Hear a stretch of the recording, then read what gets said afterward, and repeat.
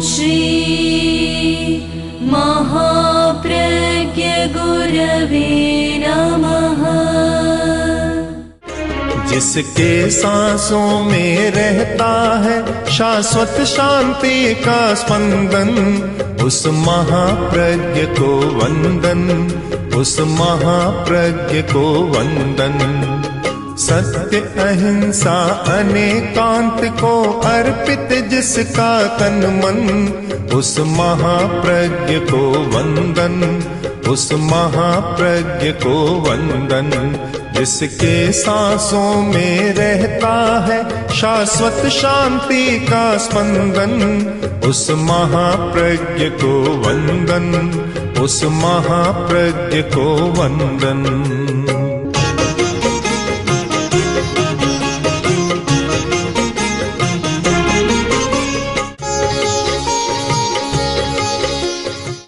पत्नी ने पति से कहा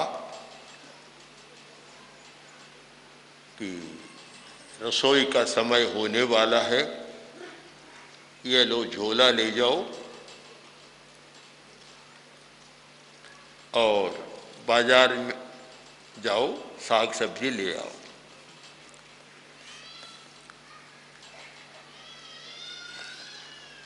गया, 8 बजे गया और 12 बजे घर पहुंचा। पत्नी ने पूछा कि साग सब्जी ले आए? नहीं लाया बेटा। क्यों? कि मैं गया तो था लाने के लिए, पर बीच में एक पुराना दोस्त मिल गया और बातों में बैठा, घंटा 3 बीत गए, मुझे पता ही नहीं चला। 3-4 घंटा हो गए, पता ही नहीं चला समय का। और जब घड़ी देखी तब पता चला कब तो रसोई का समय तो चला गया, भोजन का समय चला गया। अब साग सब्जी ले जाने का मतलब क्या होगा? यह क्रिया की विसंगति क्यों होती? आदमी कुछ करने बैठता है और दूसरे काम में, दूसरे चिंतन में इतना चला जाता है कि मूल काम हाथ से छूट जाता है। केवल 2 मिनट के विलंब से रेलगाड़ी ही नहीं छूटती, जीवन की बहुत सारी गाड़ियां छूट जाती, पीछे रह जाती है। ऐसा क्यों होता है कि जो काम करने बैठा वह तो नहीं होता और बीच में पता नहीं कितने काम हो जाते? ऐसा क्यों होता है? इस प्रश्न का उत्तर खोजना बड़ा कठिन है, सरल तो नहीं है उत्तर देना, पर बहुत आवश्यक है। एक व्यक्ति भी शायद ऐसा नहीं मिलेगा कि जो यह कह सके कि मैं जो सोचकर बैठता हूं वही काम करता हूं, दूसरा नहीं करता। कोई स्वाध्याय करता है, पुस्तक पढ़ता है, कोई ध्यान में बैठता है, कोई रसोई बनाने बैठता है, कोई कपड़ा पहनने बैठता है। इतने में भी मूल बात कहीं रह जाती है और बीच में इतने विकल्प और विचार आ जाते हैं कि मूल बात हाथ से छूट जाती है। समस्या है। और इस समस्या का एक नाम है चंचलता। कि मन की इतनी चंचलता है तो एक जगह पर टिकता नहीं। और इस समस्या का एक नाम है कि एक चक्र चल रहा है, चक्राकार गति हो रही। अब इसका समाधान खोजें दर्शन शास्त्र या तत्व विद्या के आधार पर, तो यह है कि धारणा, अनेक धारणाएं, हजारों लाखों असंख्य कह दो धारणाएं मानवीय मस्तिष्क में जमी हुई है।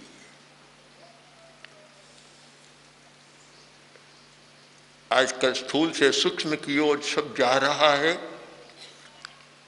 एक सीडी लाया और बतलाया कि इसमें 1,00,000 पृष्ठ है। अब इतनी सी सीडी, वो कहते 1,00,000 पृष्ठ। शायद पुराने लोग तो विश्वास ही नहीं कर सकते। वैज्ञानिक युग है इसलिए आज के लोग विश्वास करने लग गए।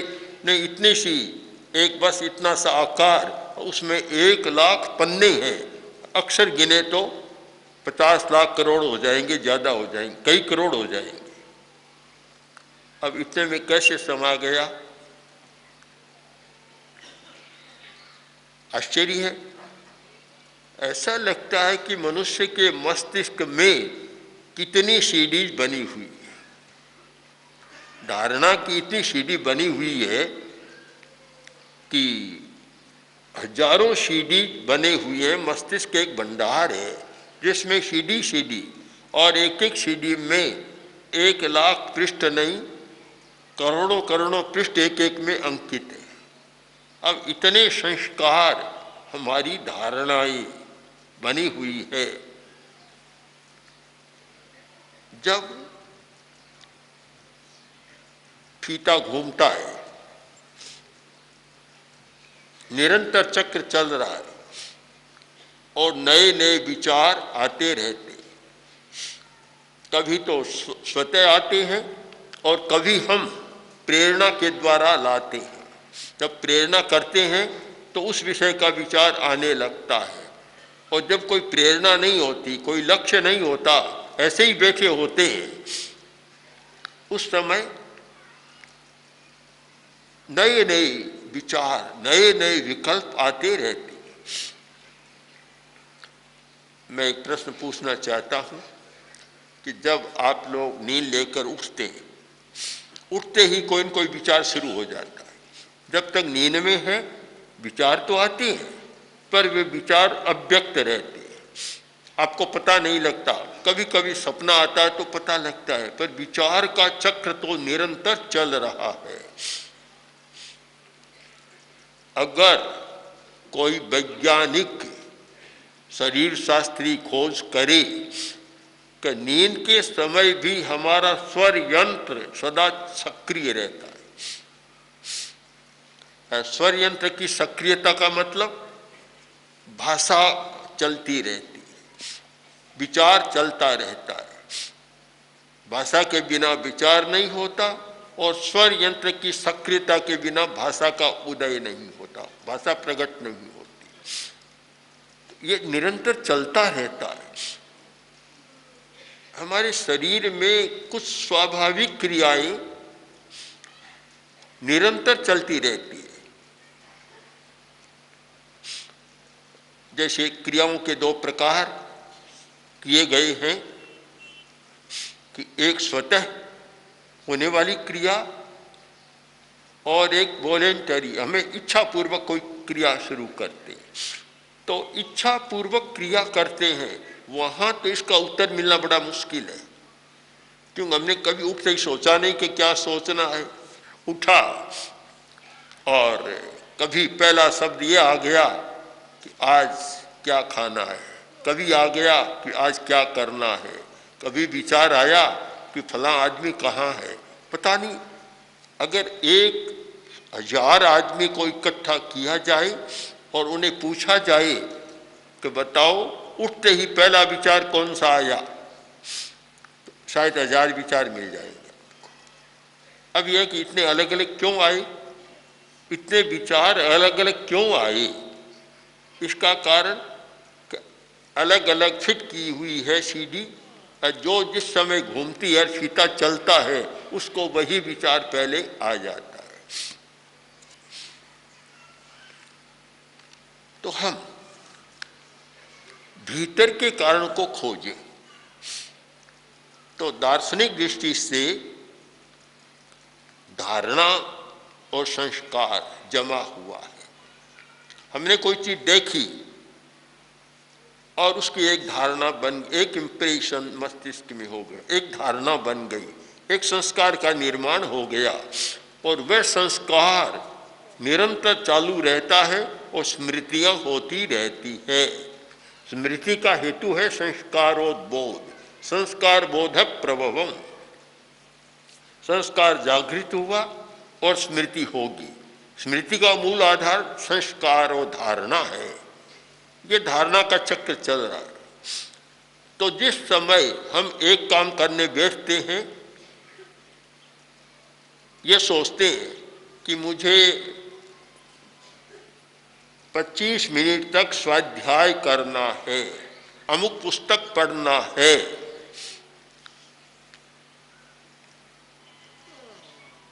कुछ लोग तो 25 मिनट में शायद 2 पृष्ठ पढ़े, कुछ ऐसे हैं कि 2 पंक्ति में ही उलझ जाते हैं। पढ़ने बैठा और बीच में कोई ऐसा विकल्प आया कि पढ़ना तो कहीं रह गया और चिंतन में, विचारों में उलझ गया। उलझता नहीं है, कभी कभी उठ के काम करना भी शुरू कर देता है, दूसरा काम शुरू कर देता है, पहले को भूल जाता है। ये एक तो नए काम की स्मृति और पुराने की विस्मृति। ऐसा क्यों होता है? इसकी दार्शनिक व्याख्या तो यह है कि हम बाहर से तो सोचते हैं यह काम करना, और भीतर में जो धारणा है वह अपना प्रभाव डालती है और बाहर के विचार को छुड़वा देती है। हम इस पर शरीर शास्त्रीय दृष्टि से विचार करें या मानस शास्त्रीय दृष्टि से विचार करें तो 2 मन माने गए हैं, एक स्थूल मन चेतन मन और एक सूक्ष्म मन अवचेतन मन।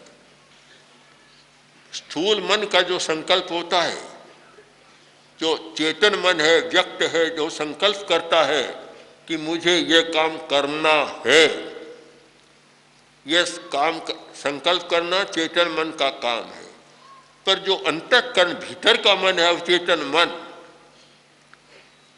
वहां तक हमारा संकल्प पहुंचता नहीं है, इसलिए यहाँ द्वैत खड़ा हो जाता है। वह वहां पहुंचता ही नहीं है।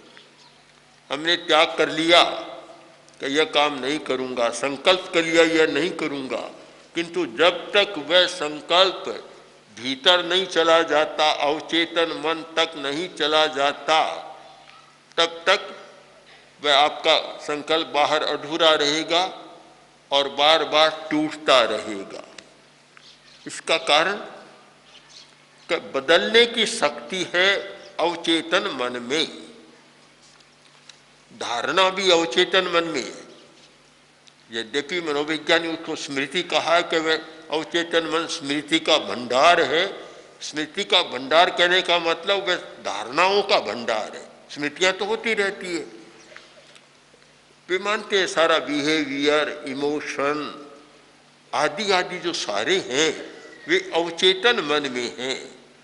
जब तक हम अवचेतन मन को समझने का प्रयत्न नहीं करते, जब तक हम दर्शन की भाषा में सूक्ष्म चेतना को समझने का प्रयत्न नहीं करते, तब तक भावक क्रिया नहीं हो सकती। यानी जिस समय जो काम करना चाहते हैं वह नहीं हो सकता। इतने लोग बैठे हैं, कोई भी कह सके कि मैं सामायिक करता हूँ, समता की साधना करता हूँ और 48 मिनट तक उसी में रहता हूँ, दूसरा कोई विचार नहीं आता, तो मैं मानूंगा बहुत बड़ा साधक है। ऐसे साधकों को खोजना ही मुश्किल है। साधकों की बात छोड़ दें, ऐसे साधु साधियों को समणियों को खोजना भी मुश्किल है जो ये कह सके कि मैं प्रतिक्रमण करता हूँ, आत्मालोचन करता हूँ और प्रतिक्रमण करता हूँ, केवल प्रतिक्रमण में ही रहता हूँ, दूसरा कोई भी विचार बीच में नहीं आता। सौभाग्य की बात है जिसको ये मिले।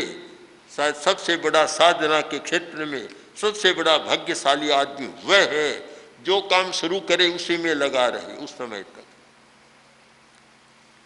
ऐसा नहीं होता। इसीलिए हर क्रिया का जैन विद्वानों ने विभाग कर दिया,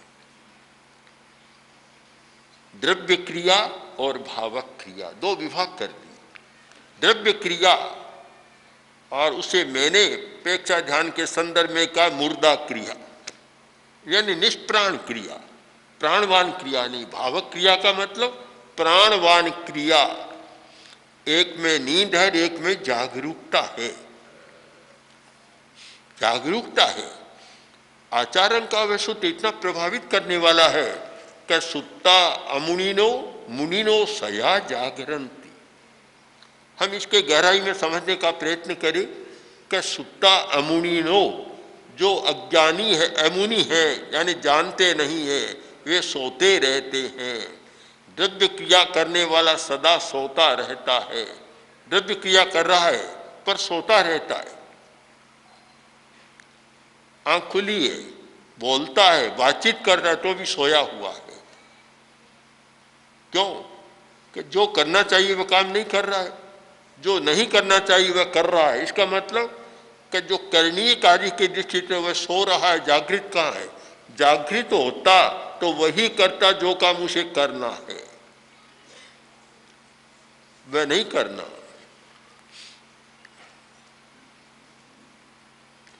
गया था शांति वार्ता के लिए, और जहां गया उन लोगों ने इतनी आओ भगत की, इतना बढ़िया भोजन बनाया, इतना स्वागत किया कि उसमें उलझ गया और शांति की बात कहीं छूट गई। जो करनी थी बात छूट गई। बहुत लोग ऐसे होते हैं, बात करने जाते हैं और नहीं, आज तो नहीं हो सका। क्यों? कि अब तो रेल का समय हो गया, फिर कभी करेंगे। ये फिर कभी करेंगे ऐसा क्यों होता है? कब द्रव्य क्रिया होती है। हमारा मस्तिष्क जो करणीय कार्य है उसके प्रति सक्रिय नहीं होता, जागरूक नहीं रहता, और बीच में कोई व्यवधान आता है, दूसरे काम में लग जाता है। वह द्रव्य क्रिया, उसको हम कह सकते हैं निष्प्राण क्रिया, और कड़े शब्द में, थोड़े साफ शब्दों में कहें तो मुर्दा क्रिया, जीवित क्रिया नहीं है। आचार्य तुलसी ने एक बहुत सुंदर प्रयोग किया कि जीवित धर्म और जागृत धर्म। जागृत धर्म हमारा, जीवित धर्म हमारा। अच्छा प्रयोग किया। इसका मतलब यदि हम धर्म की आराधना करने बैठे और धर्म में ही रहे तब तो हमारा जीवित धर्म होगा। बैठे तो धर्म की क्रिया करने के लिए, और बीच में ऐसा हो गया, प्रसन्न चंद्र बन गया। एक जैन मुनि का प्रसंग आता है। राजा था, मुनि बना, प्रसन्न चंद्र नाम, और पेड़ के नीचे ध्यान कर रहे थे मुनि जी। ध्यान में लीन थे, भावक क्रिया में थे, किंतु एक शब्द ऐसा कान में पड़ा कि भावक क्रिया छूट गई, साधना छूट गई, ध्यान का विषय बदल गया और लड़ाई कर, युद्ध करना शुरू कर दिया। सम्रांगण में चले गए, खड़े खड़े सम्रांगण में चले गए।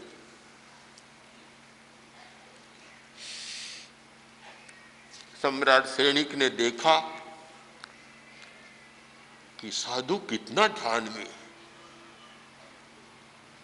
रथ से नीचे उतरे सम्राट, वंदना नमस्कार किया, पर वे तो ध्यान में थे, चले गए।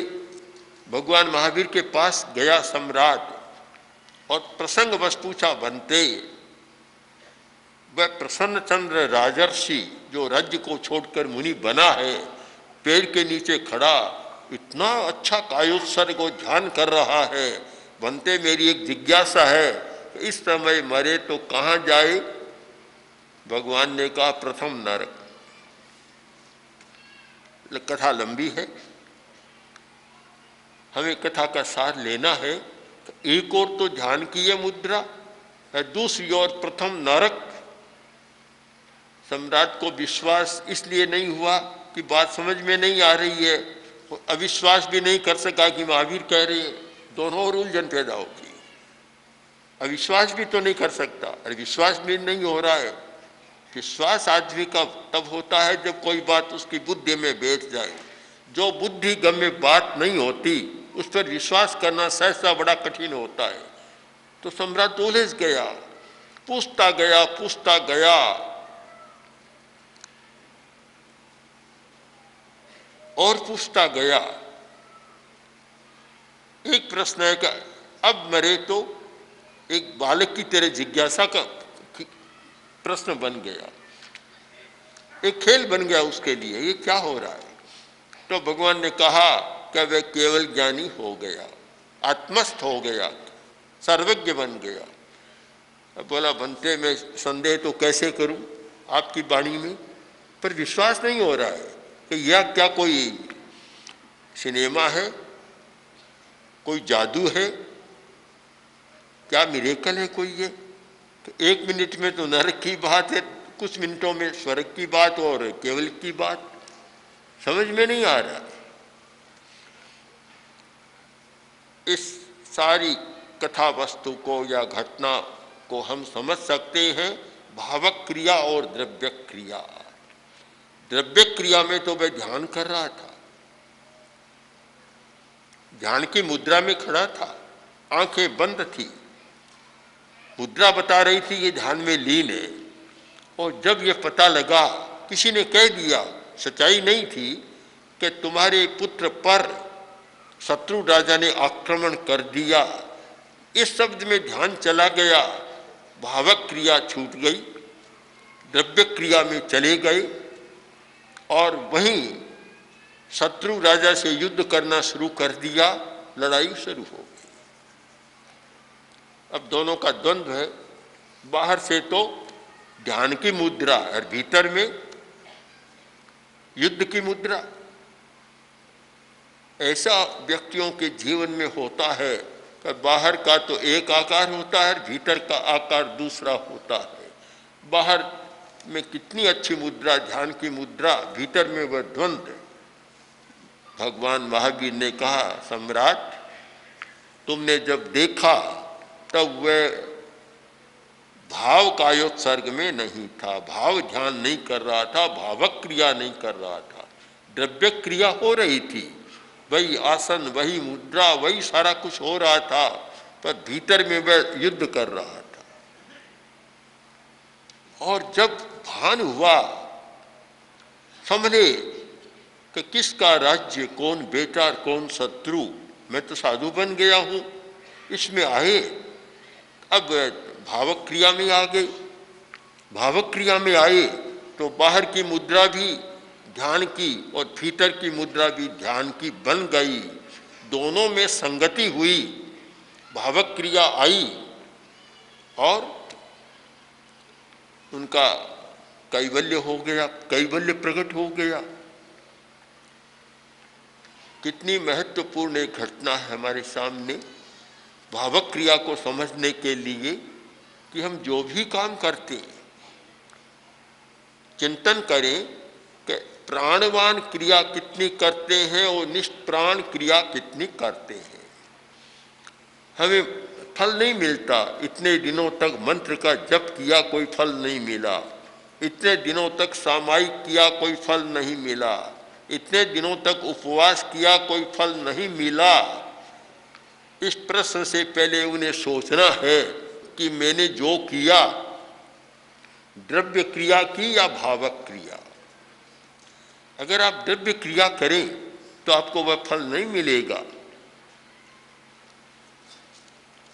रोटी और व्यंजन की जगह एक रोटी का आकार ही आपके हाथ में आ जाए तो आपकी भूख नहीं बुझेगी।